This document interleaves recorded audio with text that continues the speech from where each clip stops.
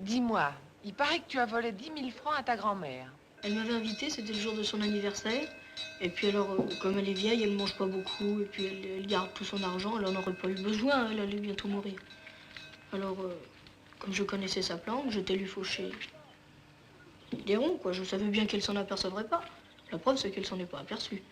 Elle m'avait offert un beau bouquin ce jour-là. Alors, ma mère, elle avait l'habitude de fouiller dans mes poches. Et le soir, j'avais mis mon pantalon sur mon lit, elle est sans doute venue. Puis elle a fauché les ronds, parce que le lendemain, je les ai plus trouvés. Puis elle m'en a parlé, alors j'étais bien forcée d'avouer que je les avais pris à ma grand-mère. Alors à ce moment-là, elle m'a confisqué le beau livre que ma grand-mère m'avait donné. Puis un jour, j'ai demandé parce que je voulais le lire. Puis je me suis aperçue qu'elle l'avait revendu.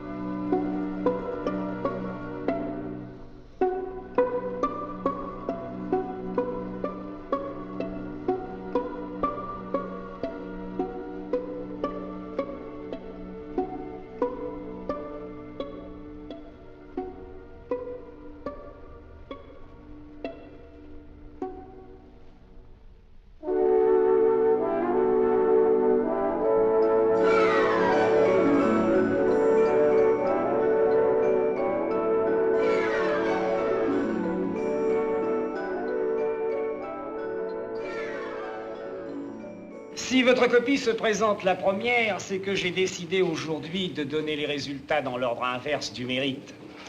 Oui, la recherche de l'absolu vous a conduit droit au zéro, mon ami. Pour les autres moins familiers de Balzac, je dirais qu'il s'agit d'une ténébreuse affaire. Oui, que votre ami Douanel ait cru devoir choisir pour sujet la mort de son aïeul, c'était son droit. Bien que nous sachions qu'il n'hésite pas à sacrifier ses proches quand ça peut lui être utile.